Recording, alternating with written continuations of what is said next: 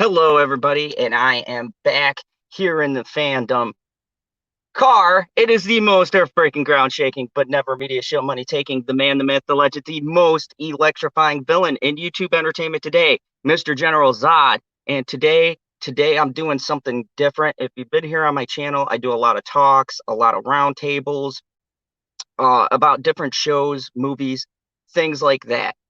Today, I'm doing something a little bit different where I'm breaking down an episode, pretty much one right after it premiered, and the other is going to be a little bit earlier because I have on demand, and so I get to watch some of these episodes before they premiere. But episode 2 of Penny Dreadful will be on tonight for everybody else, 9, 10 Central, that kind of thing. So, over here it'd be like 9 o'clock, and everywhere else it would be 10. So, welcome to everyone. We have got some new people. We have Infinite Tau. Welcome. We have Mr. K-Log and my fave, Jamie Vick. Welcome.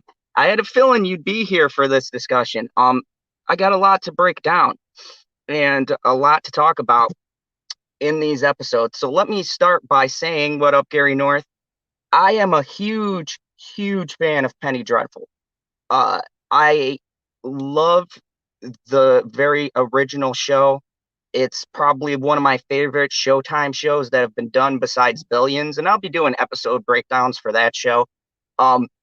It's one of those shows that captures the imagination, that dives into the mythology, and it took a different take on all of your favorite horror icons. You had Frankenstein, or the Frankenstein's creature. You had vampires. I mean, it was a great, well-constructed show. The problem is, at the time, it just didn't have enough reach. It had a loyal fan base. Obviously, everyone here watching this review, or people who will come back through and watch this, it had a very loyal fan base, but unfortunately, tight-knit fan bases aren't always enough to sustain prime time ratings. So it was cut down in its prime, cut very short. I think it was season 3 around there they cut it, and they had to wrap up a lot of storylines very early. So when I first heard they were bringing this back, I thought that getting the original writer, they were going to jump off where they left off. However, they decided to go a different time period, different people, different types of, I want to say theme. We'll say theme. They want to go a different theme with this series, and they wanted to, I guess, make some more relevant stuff. Okay. So the creator is John Logan. He's very good. He's not only worked on this show, but he's made a lot of well-known movies. He was a writer on Gladiator. He did a lot of the Aviator, a couple of other different things. So John Logan is a good writer, very accomplished, and the show was very well written. So coming into this, I was excited. Then I saw some of the previews, and I gotta say, the trailers did not really hype me up as much as I thought. The one thing that did hype me, and I actually have notes. If you've been to my channel, I don't do notes often, but I have to give you guys a breakdown. So Natalie Dormer, she is in this show, and yeah, I heard that they said that, Jamie. I also heard that they cut it short. There's a lot of back and forth. I think that John had come out and said that he wanted to do a little bit longer, more episodes. It did feel a little bit rushed at the end, but let me just say, Natalie Dormer, if you guys don't know, I follow Game of Thrones. She was in Game of Thrones. She was very good, but I did not get to see most of her acting range. And I got to tell you, Eva Green was the highlight of Penny Dreadful, the original. Natalie Dormer right now is, for me, the show stealer without a doubt. She is knocking it out of the park. Like, she's got the accent down. She's very menacing, and she plays several different characters in this show. I think she's playing like 3 different characters and she has different accents, different ways she acts for each character. And I gotta say, right off the bat, anybody who pulls off doing 3 separate characters with 3 separate personalities, that takes a lot of skill. I mean, that is hard. And she changes her voice, her appearance changes, you know, some of that CGI makeup, whatever, but her appearance, her mannerisms. I watched the show earlier this morning before this review, and I was taking some notes. She literally changes her mannerisms, the way she talks, the way she delivers her lines is different, and you can see it between when she's Magda, between when she's the advisor to Townsend, between when she's the lady, the German lady, hitting on the doctor. Hold on, Peter Kraft. So there's a distinction in her performance, and I gotta give her right off the bat a big hats off to her performance, because right now that is the most intriguing thing within the show, at least for me, that I find is watching her as she's manipulating these different situations. So first thing I'm going to do is I'm going to go through episodes 1 and 2. I'm going to kind of break them down and give you guys a rough overview of what the episode is about, who the players are, and kind of set up the scenarios. And then I'm going to break down the episodes and give you an in-depth look. And I'm going to tell you what I like and I don't like about each episode, and what I'm hoping they're going to work on, and where I hope it's going to be leading. And please leave your comments. Let me know so far what you think of this season, or how you're feeling about this. And let me know what you think of this review. And if we do well here, I'm planning on doing each one to follow each episode every Sunday. I'll probably do it at noon because it drops on video demand at like 3, and I do my late night show. So there's no way I'll be up all night. But anyways, so let's get into it. Episode 1, called Santa Morta. To begin, I am of Hispanic descent. Most people can't tell from this beautiful face. I'm Puerto Rican, and you know, my dad's white, my mom's Puerto Rican, kind of a thing. I understand the culture. And when first seeing the trailers and first watching what they were doing, I thought this was going to be a political thing. I thought they were going to get into this whole, you know, politics nonsense within the show. And I saw that they were leaning heavily into the idea of this railroad being built, these Mexicans being pushed out of their homes, things like that. So I wanted to get good backdrop to this. Most of these reviewers who come out, they don't want to look at the history, but I did some digging. I went to the History Channel, I went to PBS, things like that, and I started looking up the history for the 30s of Los Angeles, and I found out some very interesting stuff. There was a lot of Mexican discrimination, deportation. The railway that they mention is an actual railroad that ran through these houses and things like that. And a lot of this stuff that's on the show is actually very historically accurate. It's pretty close to events that actually happened. Just looking through this, I said, holy shit, there's like a lot of things that I didn't even know, that I didn't realize that they put into this show. And it's not put in here to make a statement, which I'm pretty sure some of it is, given our current political climate. But it's also true to the time that Logan is setting this piece up for. And it's actually relevant to what the storyline is doing. He's built this whole storyline where everything that's happening is intersecting. So let's start at the beginning here. The first episode kind of opens up with Magda and Santa Morta. There's a field. There's some workers there. Magna and Morta have an exchange about humanity and how she wants to kind of bring out the worst in people. We're not sure why or what her motivations are, why she wants to cause this chaos. Maybe that's just her thing. Maybe there's a grand plan. They haven't really laid out much. It's only the first 2 episodes, so it's starting to kind of form. But there's a big fire, and this boy in this field tries to go and save his father. Morta out of everybody, singles out this one child and goes as far as to protect him from these flames that is engulfing this field and virtually killing everyone. It was pretty awesome to see. I had some people who complained about the visual effects. Let me tell you something. The visual effects for this show are pretty good and they're very practical. There's not a lot of over the top bullshit that I see them try to do on these small shows. A lot of it's practically done. The fire is probably CGI, but a lot of it's pretty cool and stunning, and I liked it. There's especially a part where she's holding the father, getting ready to take him because that's her thing. And, she pushes him back, and, you see the flames kind of go around like this, and it touches everything but this giant circle where Morta and the little child is. And we don't know who the boy is yet.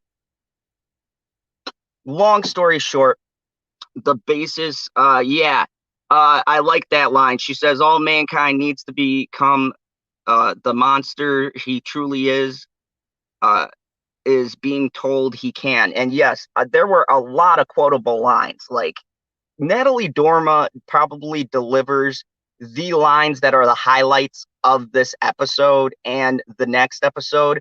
She has a very big contempt for mankind. And I have a feeling, much like the original Penny Dreadful, they're going to get into why she hates man so much. Like, there is a hatred for mankind and a need to bring out this inhibition that we have.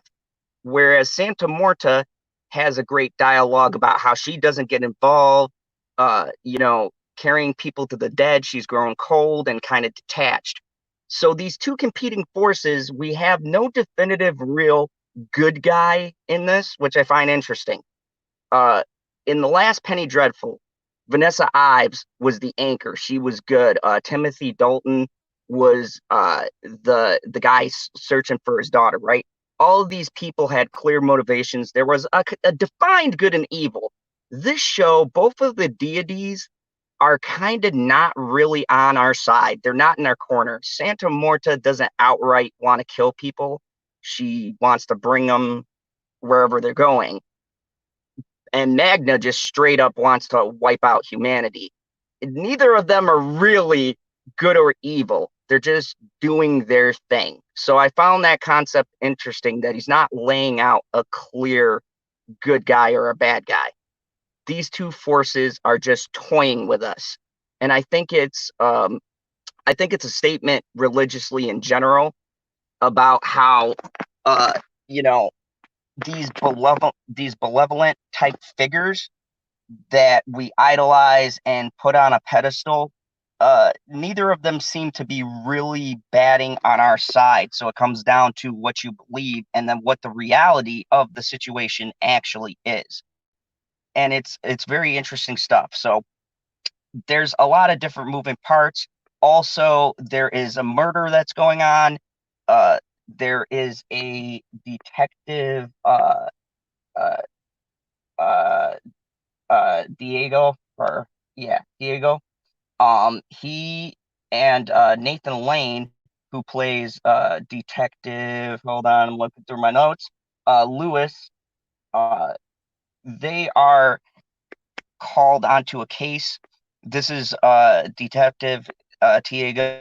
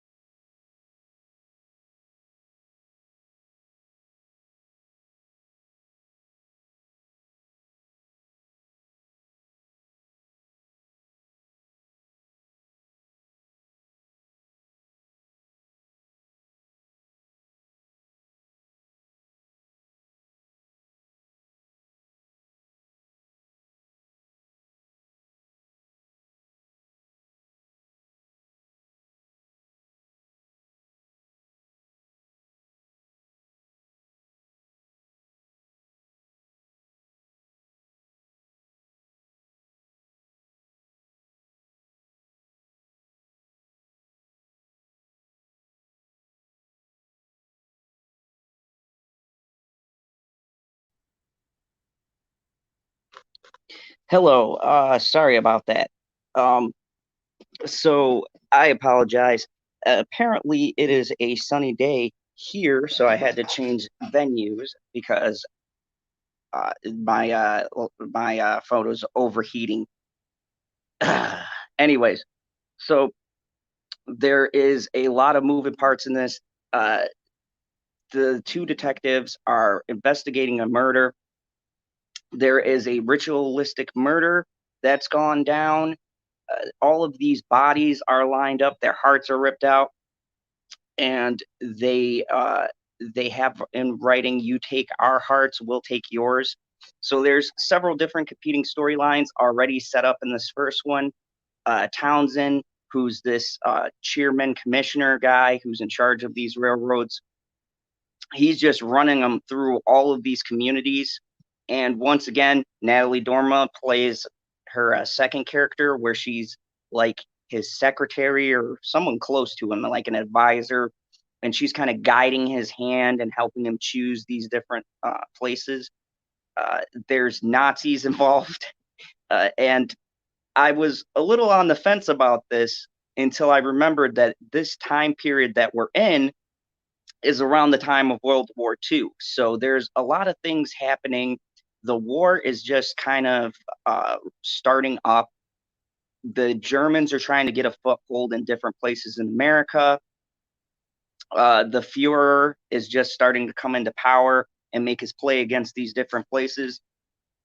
And it's very intriguing stuff. And then the end of this episode, a lot of stuff happens, a lot of stuff goes down. This is just my general synopsis, so you get an overview. So the first episode, the end of it, stuff goes down and everything comes to a head. But that's the basic general synopsis of episode one. And then episode two takes place right after that, and the fallout from number one. And, there's that stuff there. I can't really get into this without going into specifics. So I'm going to start spoiling the shit out of this. My overall thoughts before I get started is, for episode one, I'd give it about a 7.5. And for episode two, I give it about 7.9. And I'll get into my reasons why. But it's pretty decent and it's got me intrigued. So if you are intrigued in a sort of, I wouldn't call it supernatural at this point, but very interesting premise, check it out. It'll be interesting to see where they go and what they start to lead into. So let me start breaking this down. In episode one, there are a couple of things that stand out to me. A couple of really big highlights in this episode. For starters, Brett Spiner is in this. If you guys don't know who he is, he plays Data on Star Trek Next Generation. He's one of my favorite actors. He's been on a lot of different Showtime shows, and he plays the police commissioner in this, and he is hilarious. He's got a lot of good stuff. He's a very good actor, and he does a really good job in this role. And in this first episode, they seem to be tackling and they seem to be highlighting this tension between the Mexicans who have immigrated and this Townsend, this guy who is essentially kicking them out of their homes to build this railroad. He has a great saying where Raul, the brother of Diego, says, "Hey, how would you like it if I build a railroad through your home?" And he's all like, "You can't stop progress." And that's actually a really great callback, because a lot of that stuff was said in this time period. And once again, a lot of the racial stuff that's in here is pretty specific to the time period, which I didn't realize. You had people being deported, or people who worked on these railroads, these constructions, and then after they were completed, they were essentially sent back. There's some fucked up shit that happened in LA during this time. And I think that the character of Magda is playing off the fears and the insecurities and the things that very much existed in the 30s. We're coming through the Great Depression. There's a lot of tensions within the US. There's also a war looming. There's a lot of tensions in Germany. And there's a lot of things happening that are sort of bringing this overall hatred. And remember, World War II was when we first used the atomic bomb.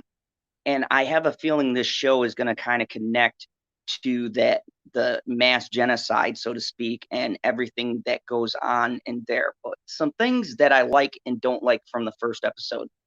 The things that I like was the relationship between Nathan Lane's character and between Diego and their relationship as partners. It's his first day on the job. He is the first Latino detective that Los Angeles has ever had. And, you know, he's essentially surrounded by all of these people who feel like he got the detective shield because of his ethnicity and this push to streamline ethnicity into the department and things like that. And look, I have a family of cops. Uh, I know how all of this goes. I know people in the police department. And back in this time period, let's be real, a lot of people were racist. You have all of these cops who feel like he didn't earn this position. He didn't, he was a beat cop. He didn't earn this detective shield. And there's a lot of really lingering hatred. And it plays to the end of what happens at the end of this episode. There's a lot of biases that people keep to themselves during the day. And there's great dialogue in the locker scene where he's first getting dressed, where Matherson's or Nathan Lane's character is talking about his first day on the job and everything. And Tiega's like, you know, they're going back and forth. And, you know, this other detective comes up and he's making some jokes about where he can find some chicas and things like that. And Lane gets up in his face and, you know, kind of threatens him with some information he knows. And it's really shady stuff. And it kind of proves that these guys are doing their own shit. And here they are giving the new guy shit, kind of a thing. And there's also a conflict within Tiega and him wanting to be loyal to the community, but also wanting to do his job and be loyal to the citizens and things like that. And on that level, I think the show covers it very well. Santa Morta, the actress for that is very good. I haven't gotten much of her or much of her backstory, but she has this sadness about her. I mean, she's supposed to be a benevolent figure that carries people to their final destination, that carries souls of the dead and gives them peace. And yet she seems very jaded and disheartened about her position, about her role, and even just about interacting with humanity in general. It's like she's surrounded by death and she doesn't like it. She doesn't really I don't know. If we're looking at this as a job, she doesn't enjoy her job very much. And it's weird seeing great deities having these turmoils and conflicting emotions about their calling and what they do. I think on that level too, the show is very powerful. Townsend, the guy who plays him, and I have the actors written down, but I had to leave the mobile because you know, overheating. It's a hot day. But anyways, he is very interesting because I thought he was just going to be that white guy who's an asshole just to kind of drive home the point that, you know, white people can be assholes. But his character seems a lot more complex. There's scenes where he's interacting with this guy from the Nazi party who wants to come in and lay roots in America, kind of build capital for the war effort. And you see for a second that Townsend does have some pride in America, in his constituents, and that he's very apprehensive about making this deal. And there's a bit of a moment where you kind of feel like he has reservations about some of the things that he's doing. And I think that a lot of these actors do hit their line delivery, their emotional beats, they hit that stuff very well. And so in this first episode, there's a lot of setups. And now here is my cons. And this is the thing with any pilot series.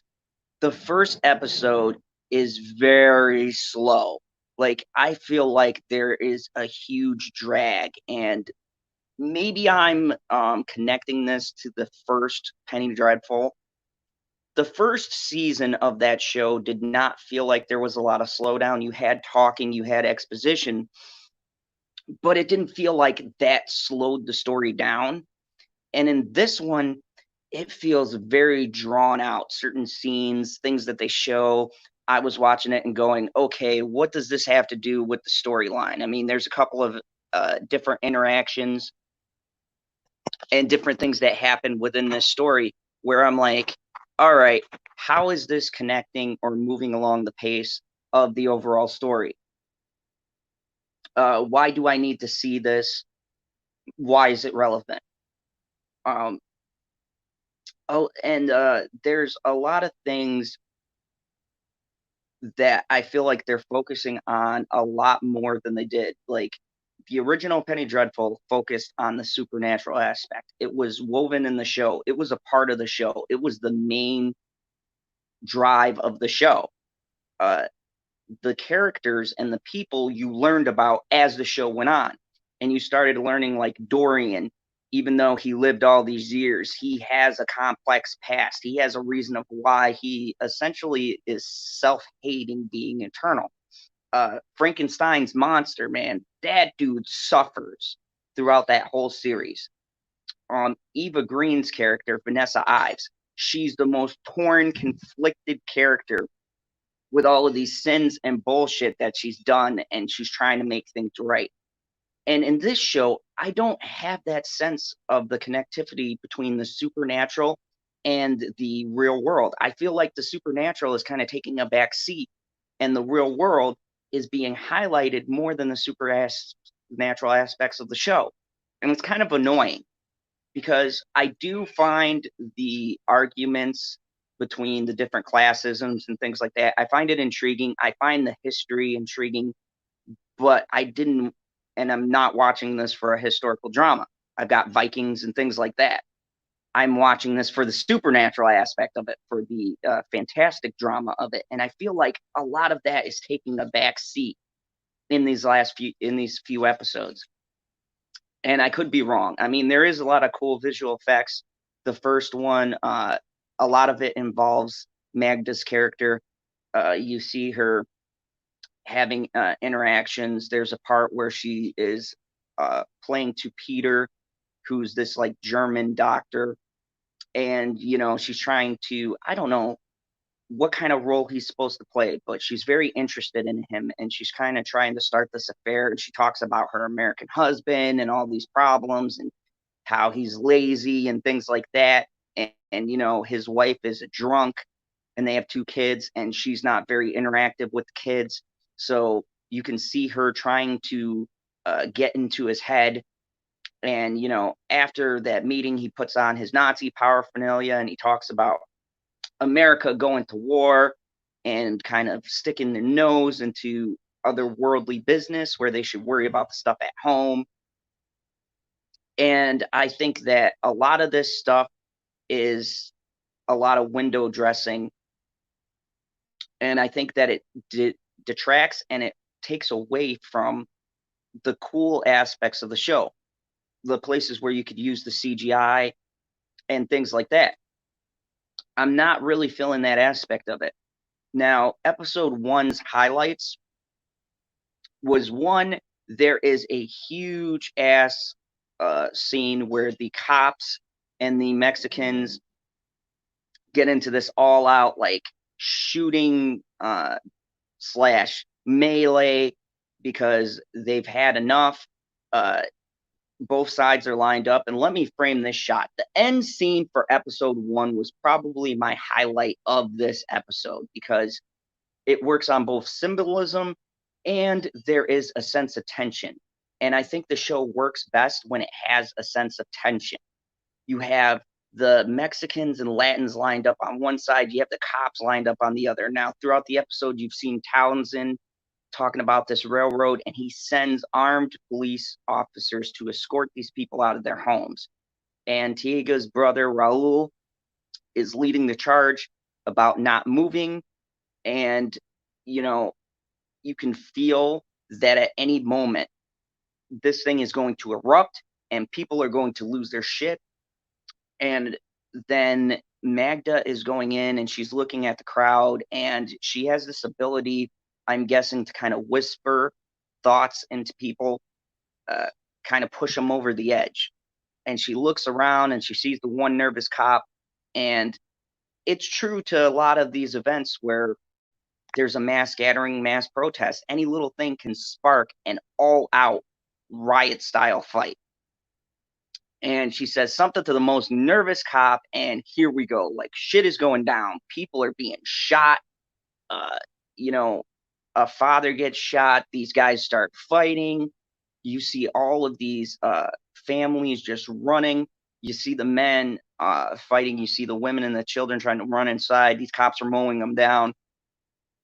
And this one particular scene is ripped out of an actual historical event where there was a standoff between the cops and the Mexican immigrants after work on this railroad. It ended terribly. I mean, this stuff historically happened. And at the end, Tiaga is forced to shoot Raul in the chest. And it is probably one of the best done scenes in the whole entire episode. There's a sense of tension, there's slow down, and then there's this moment where the character of Raul gets shot and he sees it's his brother. And it is some great acting. Like, there is some great acting in this show, because the look that he has, and to do eye contact and to convey emotions for a particular scene without saying a word is one of the hardest things an actor can do. And hats off to the guy who plays Raul. He does an amazing job. But there's this surprised / look of pain in his eyes, because Magna whispered in his ear. He got lost in a blind rage. He's about to kill Tiega's partner. And right as he's about to shoot him, his own brother shoots him. And already I can see the setup. This is going to lead to a lot of shit. And despite all of that, episode 2 kind of goes into the fallout from this. And it is just heartbreaking, that last scene of episode 1. It's very well shot. It's very well choreographed. And the acting between the two lead actors, the person who plays Raul and the person who plays Tiaga, the acting between the two of them, and seeing that connection in their eyes, and Raul realizing his own flesh and blood killed him, or tried to kill him, we don't know yet, but shot him to defend his partner who's not family. There's some powerful messages and about choices, and about how when you choose one particular side, it kind of forces you to maybe go against your own family. And he tries to talk him down, but it just breaks down and it breaks out. So episode 1 just leaves you with these two people, and then it shows Magna and Santa Morta standing there staring down at each other. And it's a sense of both of these factions that are standing against each other, and Santa Morta and Magda standing on opposite ends, which is foreshadowing, I imagine, for the upcoming conflict within this show. So, I mean, to break it down, I gave episode a 7.5. My gripes with it is a little bit slow. It's very slow setting things up. And I think that my biggest problem so far is that the supernatural elements of this show seem to have taken a back seat.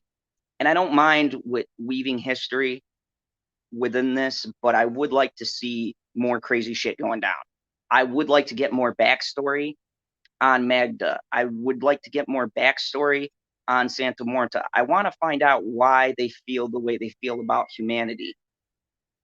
I'd like to get more background on the Brujos and how they play a role. Tiega's mother is a witch, and she has been talking with Santa Morta, and there's a lot of things going. And I know it's the first episode, so you're not supposed to know everything. Okay, you're not supposed to get all of the information. It's supposed to be given to you throughout the season. I believe there's like 10 or so episodes, or 13 episodes is the normal episode run. And I know episode 1, they're not going to give you everything, but I feel like they didn't give a lot of action. The big main scenes of episode 1 is the very beginning and the very end are the highlights. And then a lot of it is talking, setting up, laying down the characters. There's 3 main storylines that I can pick up. There's one between the police and solving a murder. There's the war between Magna and humanity and where Santa Morta fits in. And there is the whole racial tensions and World War II aspect. It's 3 different storylines and a lot to set up. So getting into episode 1, I'll give it a 7.5. I didn't think it's the worst pilot I've seen. I thought that across the board, the actors themselves, they deliver the lines well. They have a lot of depth to them. They bring something to the table. And I want to highlight a few of these actors. Natalie Dormer is amazing. Nathanael Lane is the comic relief. He's the partner. He's really good. And he's got a great chemistry with the lead character, Tiaga, and kind of being the anchor, being sarcastic. He's really, really good at keeping the show a little bit light in those moments where it gets dark. The dude who plays Townsend, very good actor. He's one of those people, when you see them, you can't help but to hate this guy. And at the same time, I feel like there's a lot more to his character, and he brings that to the forefront. When he's doing this, you feel like he's got such a hatred, but there's something more to it. There's a reason why he's got this deep-rooted hatred, and he's also playing the political game. He's got bigger aspirations, and it's very intriguing. So that's episode 1. It's a little bit long-winded, but I wanted to break down all the facts, give you some things, and let you know it's all set up. So episode 2 we get into, and it starts out literally after the events of episode 1. There was a big riot. The cops are in the hospital. The Mexicans are in the hospital. Everyone is going crazy. Brett Spiner's character, the chief, he is like furious. He's like, it's a complete shit show. What happened? We need to get this under control. Raul is taken to the hospital, and he is on death's door. He's in critical condition, and Mateo, the younger brother, is there. And this episode introduces us to Sister Bloom. You heard her on the radio. Now, there's a different sort of aspect coming into the show, and that is the Christianity aspect. Christianity has started to become big in LA. She's an evangelist type, and she has some kind of mysticism about her. I can't put my finger on it, but she interacts with the detectives, and the detectives' investigation lead them to this group. And they are thinking that this church is somehow involved with these murders, but they don't know how. They think either A, these murders are a message to them, or B, this thing is a big hoax and it's a mixed direction. So I'm really intrigued to see how this murder investigation is going to play into the story themselves. But it's used to set up this church. And let me just say, Sister Bloom is a very intriguing character. I don't know what to make of her. And the actress who plays her has this real likability about her. She talks with the detective in this scene, and I found it the most fascinating. I know it's weird, a talking scene, but she has this like girl next door likability about her. But then they get into talking about each of them kind of representing their own factions, right? Her speaking, and she goes into the story about how she talks to this guy who's sick, and she prays with him, and she wants to be there for him, and she feels like she couldn't help him out. And she's talking about this with him when he literally took sides with the police force, and he couldn't do anything about the situation. And these two are emotionally connecting, and I have a feeling they're going to be each other's love interest. Something is going to happen there. And it's funny because Nathanael Lewis's character, McCreary, the partner, he has a clear hatred for the church. So he goes in and he's all business. He wants their documentations, things like that. He starts talking to the receptionist lady. He's kind of rude. You could tell he wants to get the hell out of there. He's not a very religious person. He believes in facts, and he believes in human nature, and he believes in being able to put facts to a case, to a real life situation, and he can't believe in a higher calling. And it's kind of funny because Tiago is the same way. He's had his indifferences about Santa Morta. He's very on the fence. He gets into a fight with his mom all the time. He doesn't buy into the religion. He is a facts person. And I think this is going to make for an interesting character development because there's clearly supernatural forces gathering. There's other things at play.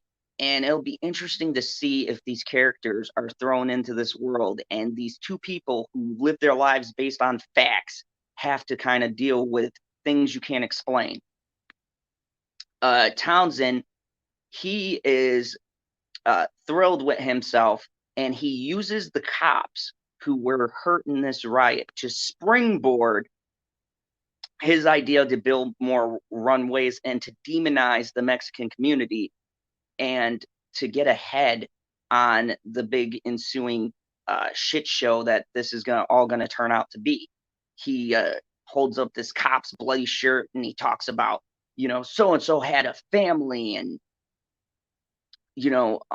this is just unacceptable, and we need to act on this. And he is now in the process of launching a mayoral campaign, and he's looking like he's going to get the backing of the Nazi party.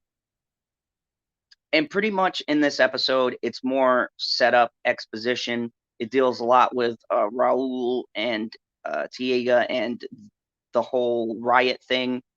There's a scene with the younger brother, Mateo, and he gets accosted by some of the cops there. They're clearly angry about being shot at. And there is a tension. We're introduced to another character. I have no clue what role he plays, but clearly the younger brother is going to get into shit and get into some wacky shenanigans with this other character. I have a feeling he is going to take the place of Raul and be this guy who is standing up to this railroad construction and these things going through their homes and things like that. But the setup gets even more intriguing. They're introducing more of these characters, and you have the thing with Peter. He meets the doctor. He meets the German woman again at the beach. Their two kids are playing, and it's more talk about how they miss Germany and things like that, and more of her getting into their head. And then there's an interesting scene where the German dude goes to make love with his wife, and he sees Natalie Dormer's character in the wife's face as they're, doing the business. And it's kind of telling to, I think he's slowly losing his grip on reality. He's leaning more into the Nazi party, and I have a feeling he's going to play a key role somewhere in this whole entire grand scheme. Now, let's talk about Santa Morta and Izzo's performance. In this one in particular, holy shit. She is chilling in this episode. A lot of it highlights that the grandmother wants to save Raul.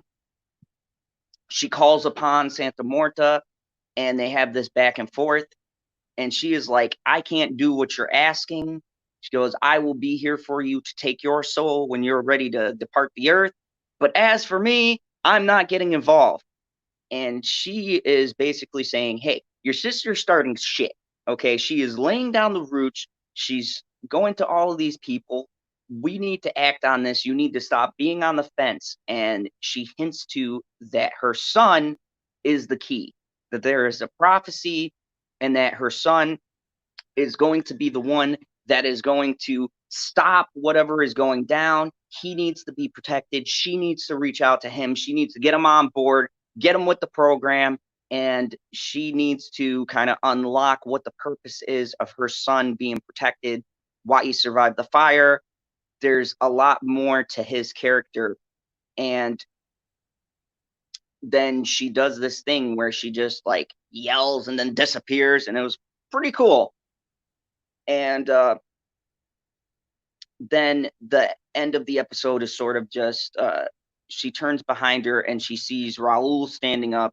He's got like blood coming from his eyes, and he reaches out to her and he says, "Mom," and all of this stuff. And then the episode kind of ends. So I have no clue if he's alive, if he's dead, if she took his soul, because she looked at the bed and he wasn't there.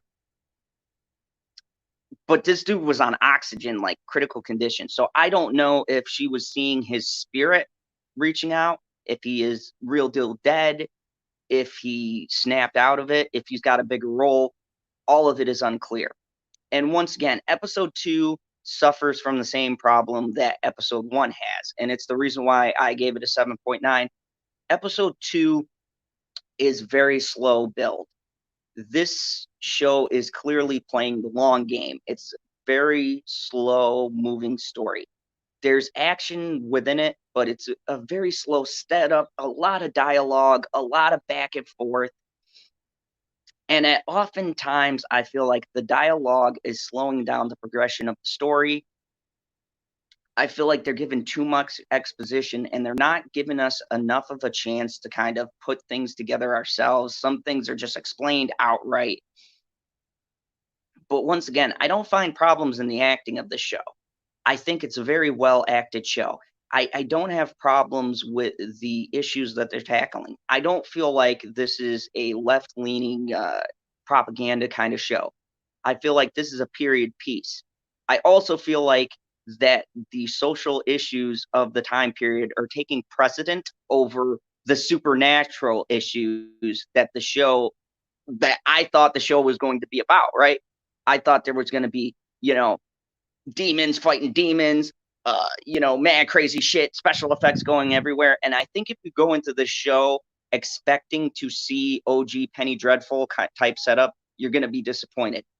I do, however, think if you're patient, I feel like there is a payoff coming. I feel like there is a larger story that John Logan is setting up. He's a very good writer. He's very creative. And I feel and I see the grassroots of these different things. And I feel like all of these episodes are leading to somewhere. It's not like I felt like I wasted time on 2 episodes and that there's nothing coming out of it. It's leaving breadcrumbs. There's a lot of good and intriguing political motivations, a lot of good and intriguing back and forth in the dialogue. The characters are likable. There's not a character, honestly, I hate. I haven't come across one character in this show where I'm like, that character annoys me. This is shit.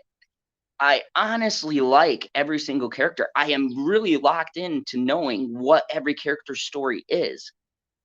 I mean, even the guy you're supposed to hate is very interesting. And it speaks to how well acted and directed this show is. The visual effects are a hit or miss, but for a Showtime show, for a television show, they're pretty good. They're pretty spot on. They're not going too crazy yet. And I'm expecting bigger and grander things as we go along in the season. But these first 2 episodes are a good opener. I think it's a good easing into this world. I think in the first Penny Dreadful, he leaned into the supernatural a lot, and it turned some people off, and it kept some people engaged. And I think by the time you get to the characters and things like that, people's interest dropped off. And in this one, he's doing it in reverse. He's given us a lot more characterization. He's setting up the world a lot more. And then he's diving into the supernatural aspect. He's doing what Game of Thrones did in their first season, and he's setting up the people, the political structure, the infrastructure, how LA is. And the set pieces are gorgeous. I've watched some behind the scenes. The set pieces are great. The costumes are great. The accents are really good. They got an old cop kind of feel to them, like, you know, you need to get this under control, eh? That kind of thing. It's got a very 30s feel to it. It feels very 1930s. So I have no problem with the aesthetics, and I have no problem with the kind of way that they're setting up this period piece. And that's what this show is. The show is a period piece with a supernatural twist to it. And I gotta say, I am thoroughly enjoying that aspect of it. I just want more of the demons, the angels, what it all means, you know, that kind of thing. And, you know, as a fan, I think everybody is going to have their own kind of views. They're going to have their own kind of viewpoints on what they want from the show, considering the name. Now, do I think that people should attach like the Eva Green type performance to this? No, but I think Natalie Dormer was a good choice. I think she's very good in her role. I think she brings her own unique kind of take on this malevolent being. And I applaud her for playing 3 different characters and pulling each one off very well and making each character intriguing. Nathanael Lane, once again, I highlight him. You need humor in a show. You need levity in a show as dark and, you know, the subject matter that it's talking about. You need that break from all of the dark shit going on, and you need a joke here or there. And I think that he's very good at that. I think he adds a layer to the show. I wasn't sure how I was going to feel about the main character, but to be honest with you, I like Tiaga's. I like his sense of being torn between 2 worlds. I think that the show pulls off that aspect very well. I don't think it's offensive. I think it's very tasteful in the way that it does things. I like how he's kind of the anchor of what the audience feels, and seeing him caught between 2 worlds of being a police officer and being part of the Mexican community and part of this family. I think he pulls off that role astonishingly well. I think that you need a good lead actor. And clearly the story is going to center around his character. He has some big role to play. We don't know what it is. We don't know why. But these past 2 episodes, they've highlighted he needs to be protected. He needs to be realized that he has a greater purpose. And I like how he's playing it. You know, he's a likable character. He's very likable. Most of these characters are. Raul, in the beginning, he's very likable. He seems like a guy you can chill with that is just pissed off about this, you know, railroad going through his home. You know, he's passionate. And there's also a jealousy between the brothers. Like Raul comes across as this character who feels really slated that like his younger brother is being held because he's in the police force. He got his detective. This fight to him is his way of getting some respect. It's his way of getting acknowledgement that he feels like his brother is getting. And I can get on board with that. Yes, I agree. Thank you. I agree with your statement. They did that in Twin Peaks: The Return. Gary, I might do a review on that. But anyways, yeah, you know, it's very hard for an actor, okay? When people complain about a show, it is hard for an actor, especially your lead actor, to hook you, okay? If you don't like the lead actor, 9 out of 10 times, you're not going to stick with the show, right? You're going to be like, fuck this, man. I mean, I like the other aspects, but I got to see the 5 minutes. Or, you know, the Latinos are being treated like audience is going to feel like he's up your home, but this is the fucking government. This is the police. And this isn't a historical inaccuracy. That's what happens. If you stand in the way of things being built, permits, things like that, they will run over you. And in 30s especially, the escalation in the first episode is such a good scene. Like, I can't tell you enough how I was kind of engaged in this. And then the last scene of the episode happens. And I'll tell you something, guys. I'll tell you something, folks. I felt the tension. I mean, okay, let's get to the shots of this show. They do a wide shot, right? And then they're zooming into this crowd and they're showing you all of the faces. And they zoom into Raul's face as he's facing off against these cops. Don't move. And you hear it and then there's a moment in the shot where there's dead silence. And I'll tell you what, there is such a sense of tension in this one scene. The pin. Shit, these police officers have their hands on their guns. They have the shotgun in the air, right? The Mexicans are sitting there with their pitchforks, so to speak, and their brooms and, bats and anything they can get their hands on. And the show has an amazing sense of killing again this morning. And I literally felt that same tension. Like, at any moment, this could go wrong. People could be an important part of a show like this. If you're not going to focus on the creatures, then you have to focus on the tension and building suspense. And this in conversation, in the way people address people, in little underlining racism that seems to be sprinkled throughout each character, right? Each of their motivations, even the head of the police, right?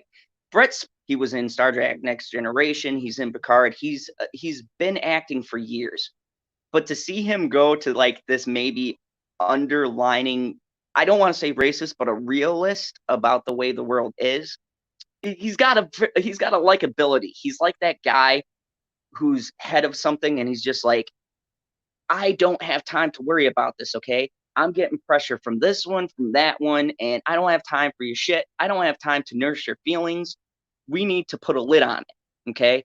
Because I'm getting pressure from my higher ups, and I'm not in the mood to deal with your feelings. That was the very, very down to, doesn't care about the politics behind something. He just wants to do his job and not get shit from the higher ups. And he even says, like, there is something brewing and he doesn't like it.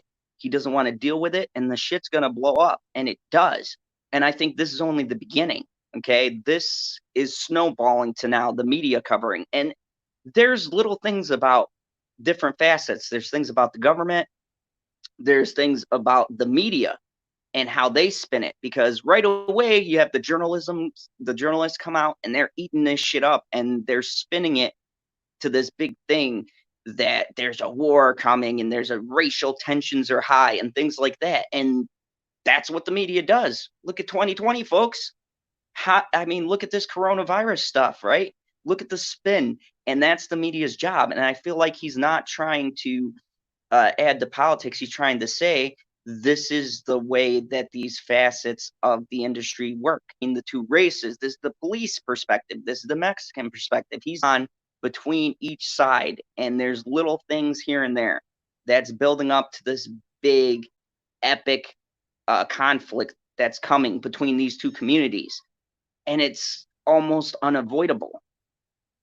And it's real story, and that the story is progressing naturally and nothing is being shoved down my throat. It's just the time. Find out more. I want to know what the plan is. I want to know what Magda has planned. I want to know where Germany fits in. I want to know what Townsend is going to do. I want to know what this murder has to do with everything else. Is it political? Is it Hollywood? There's a rich family that was killed. Who are they in the community related thing? Who knows? Anyways, I gave the second episode a 7.9 because I really like the acting. I especially like the line delivery, and I really like the end setup. There's a huge cliffhanger. You don't know what's going on with Raul. You don't know what the grandmother's role is. Santa Morta, you have no clue where she falls. Character's role is in this whole thing. Like, what does it mean that it needs to be protected? He has a pivotal role to play. What do they mean? Is he going to go head to head with Magda? There's a moment at the end of the first episode where it appears he can see her, or he can see something on the side of this guy whispering into his ears. He could see someone influencing his brother.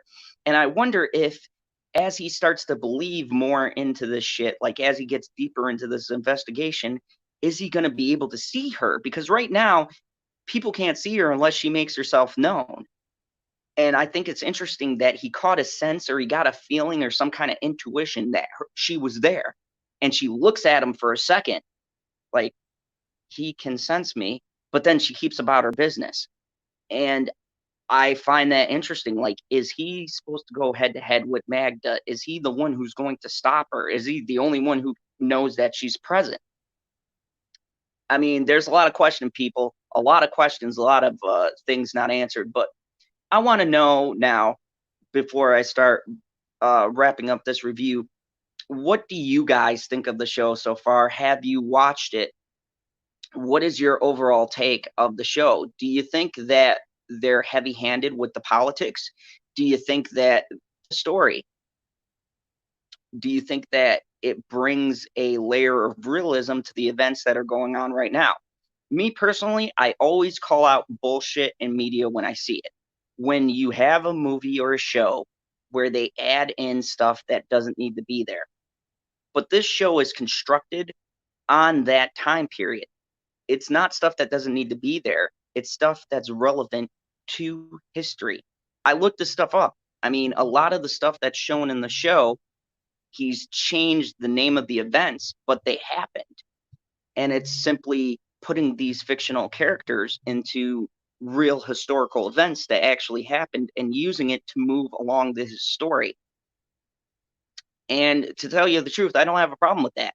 I don't have a problem if it's relevant to the story. If it brings something to the table, then I don't have a problem with it. If you have like a Black Christmas where that didn't need to happen, then yeah, I take issue with that. But if you have a show like this that's a historical timepiece, then you should have elements of real life history in it. You should have things that have actually happened to bring a sense of realism to your show. And John Logan doesn't strike me as the type who wants to make a relevant statement or stuff like that. He just strikes me as a type who has this story to tell, and he wants to make it identifiable to various audiences. And I don't have a problem with it. I've gone on and I've looked at the tweets for the show.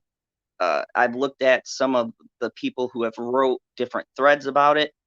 They seem to be into it. And I got to be honest with you, I'm very interested. I am intending on covering this show all the way through to its completion. I'm going to go to episode 3 next week. I'm probably going to do it around the same time. And I appreciate everyone who's popping in and out and kind of watching it. This is my first solo review, so I normally like to have a panel, but I feel like I really wanted to get in depth and give you guys a real deal sense of what the show is about, because you're going to see a lot of reviews. I've already seen them coming of people going, "Oh my God, this is racially blah blah blah," and I say, look, this is a period piece. This is the fucking 30s. They're not making a reference to 2020. This is shit that's happened. This is real deal history. There is not making up a scene just to throw it in. This stuff happened. It's stuff I didn't even know about. I mean, I consulted my family members just to get a sense, you know. We have those Spanish roots. And, you know, this shit happened, man. People were deported by the thousands. There were riots. There were people beaten. I mean, this is the type of stuff that in history that's happened. To call out everything seems to be the popular thing to do on YouTube and on Twitter these days. But I think you need to watch something and get the context of the show before you go into the bracket of damning a show before they even have a chance to tell you what the setup is. And seeing it now and going through episode 1 and 2 this morning and watching it all back to back and starting to get a sense of the story, it's a very interesting tale. I can't wait. But I mean, Chat, what do you think of the show? Do you like it? Do you not like it? Do you agree with my rating? Do you think it falls in the 7s? Did anyone go higher? Did you guys go 8 or 9? Me personally, I think it's just a standard opening, standard storytelling, great acting, and that's what bumps my rating up much higher. The actors across the board, they're doing a great job. It's beautifully shot. I just have pacing issues with the show. The pacing is very off. You get an action-packed scene in the beginning, and you get some stuff at the end, but I feel like that middle piece is where this show struggles. I could do with a little bit less exposition, a little bit less talking and going back and forth. I understand the reason for it, but I feel like some of the conversation is not really relevant to moving the story along. I'm hoping that as we get through and we get into the later episodes, the pacing of the show is going to pick up, because right now it's very, very snail's paced throughout this program. It's very slow in its setup and delivery and getting to the next scene. And I have an issue with that, because I don't like having a moving action scene and then you immediately like put the brakes on and go, okay, well, this and this is happening, and this is happening, and over here we got so and so with this. I mean, I feel like it breaks up the pace and the continuity of your story. I think that if you're going to go with a supernatural thriller, you need to have an even pace. Either you're going to go breakneck speed, or you're going to go slow and have intrigue. It's very hard to mix the two. And I think right now Logan hasn't got the tempo in the writing yet. It's more methodical than it is how do I put it? It's more methodical than it is. It's not a sprint, let's just say. It's a marathon. And he's jogging. He's not running. So he's kind of letting the other racers go ahead of him, and he's taking his time jogging, catching up to the end and trying to lap. And I respect that in some aspects, but not for a Penny Dreadful show, not for something where you have demons and things like that. You need to keep people engaged in those aspects. You can have your competing storylines, but you need to have stuff that makes them move at a quicker pace. That's my one issue. They need to bring up the tempo.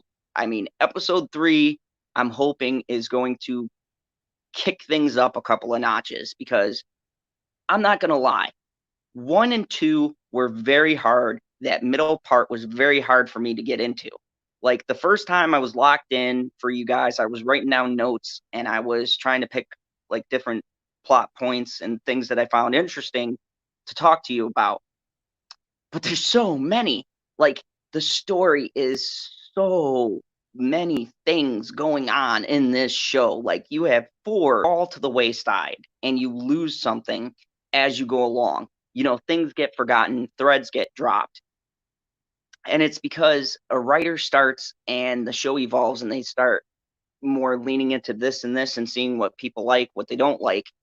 And this show is so methodical and cutting from one person to the other, and them talking to one person or another, and then a big exposition, and oh yeah, I'm going to do this, this, and this. And, I just want to see it.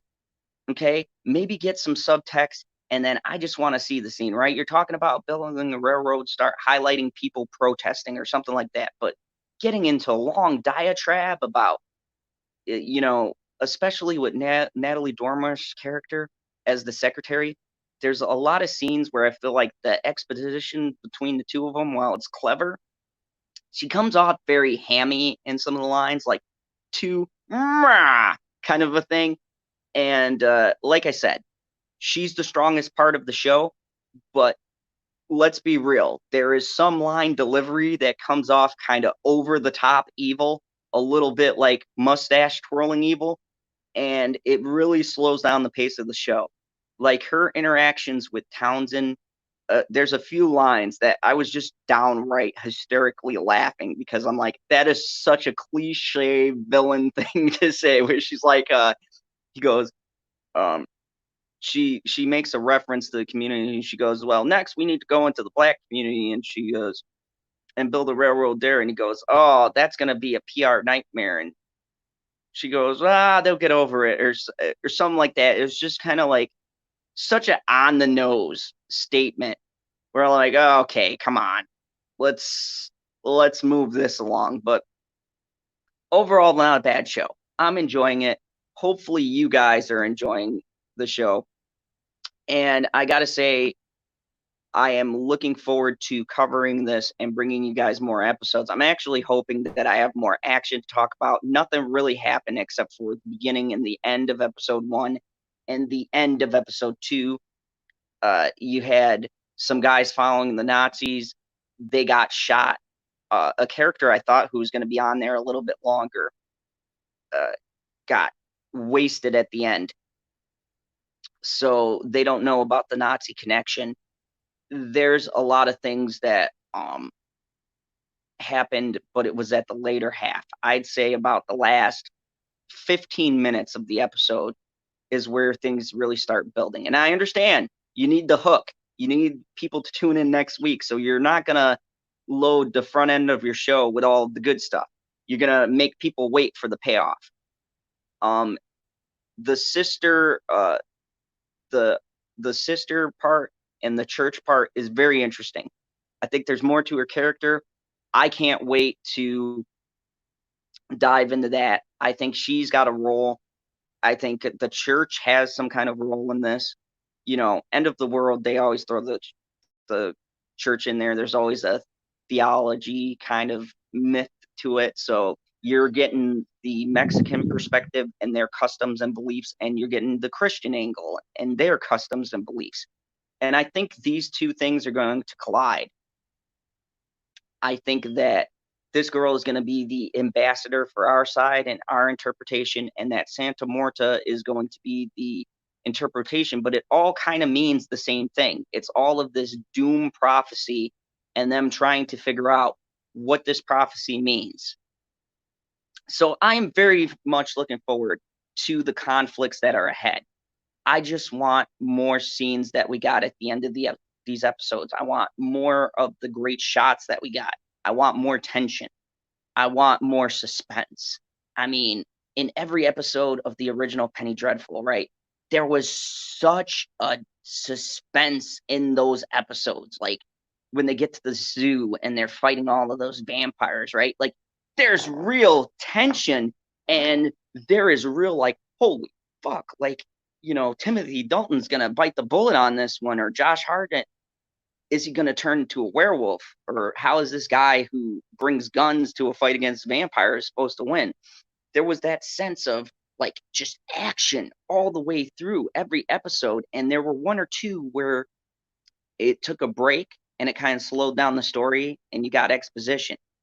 This show, it's heavy on exposition and not a lot of action. So for the last episodes, I want to see lots of action. Fuck talking. I want to see stuff going down. I want to see windows blowing up like they showed in the preview. I want to see like, you know, Santa Morta just, you know, doing, you know, that whole thing. I want to see like more of that. And, you know, you can throw in that stuff. The racial tension stuff worked. I mean, it worked for that last episode, but I want to see what it all means.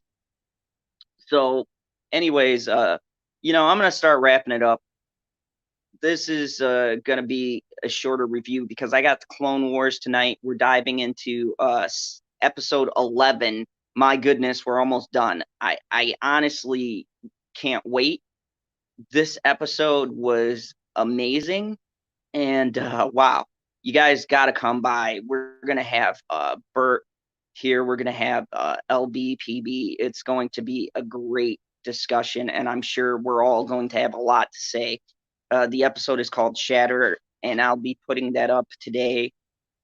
You guys can join us at 6 p.m. Central Time, and we're just going to just break down this Clone Wars and then do episode 12. And at the end, we might all have a discussion about Clone Wars overall and how we feel about it. But thank you guys. I'm going to continue to do these at 5 or 6 people. I understand some people don't want to drop in and have it spoiled, but from now on, I'm going to give you guys an overview in the beginning of the episode, give you just some of my thoughts, and then towards the end of these videos, I'm going to really break down the episode.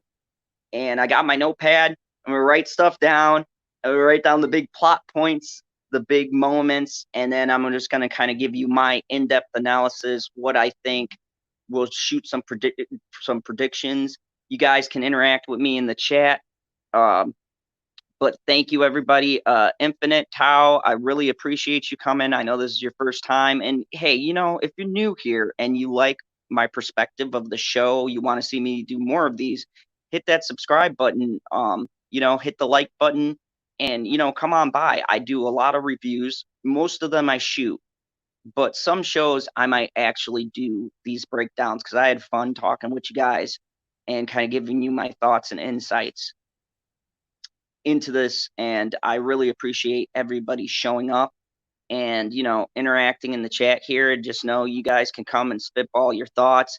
Give me what you think. What do you think your predictions are? Where do you want to see the show go? Who's your favorite character?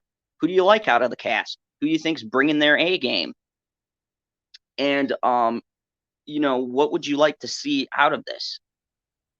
So go ahead, you know, leave me those comments. Let me know. I'm always willing to interact with you guys. Also, tell me what else you'd like me to cover in these episodes. Like, what else would you like me to talk about? What kind of questions do you have? Like, if you haven't seen the show or if you want to know about a certain scene, go ahead and let me know. I'm here for you guys. I want to interact with you, and I want to give you guys the best possible perspective I can that's a little bit different from everyone else on the YouTube verse, because I know everyone's got their opinions, and I'm looking at it logically. I'm only here to break down what I see in the episode and what I glean. But, you know, everyone's entitled to their own opinion, and, you know, this is mine. So thanks, everybody. I really appreciate you having taken your time and energy to listen to me ramble for hours. I know I got my cowboy hat on. This is kind of what I do for the Clone Wars, so I'm getting ready for that. And I really just appreciate all of you folks sitting here and listening to me ramble on and on in my garage, because as you can see, it is hot as shit outside. So I kind of had to move into the garage area whilst I do this review, because my phone was like overheating and yelling at me. So anyways, thank you all for stopping by. This has been really fun and great. I can't wait to do more of these reviews. If you know people who would love a breakdown, go ahead and invite them, man. I love all comments. I love all criticisms. If you got something from the episode that I didn't get, put it in the chat. Let me know. If you want me to talk about something, if you like maybe know something I don't know, and it gives me a better perspective on the episode, tell me about it, because television is subjective. I'm not going to get the same things out of the episode that all of you get. I'm not going to pull some things because I watch at 3 a.m. I miss some stuff, and then I do a rewatch at like 8 a.m. so I can talk to you guys about it. So I might not catch everything. I haven't had my cup of coffee. I'm a little tired, so I might be missing some things. And if you can shed some light on different story things that I missed that help my viewing experience, I'd love to hear it, man. Tell me in those comments below. But thank you, everybody, for watching. And you know the rule here in the fandom zone. The only rule, kneel before General Zod. You all have a good day, and come by and join us tonight at 6 for the Clone Wars, Episode 11, Shattered. Peace out, everyone.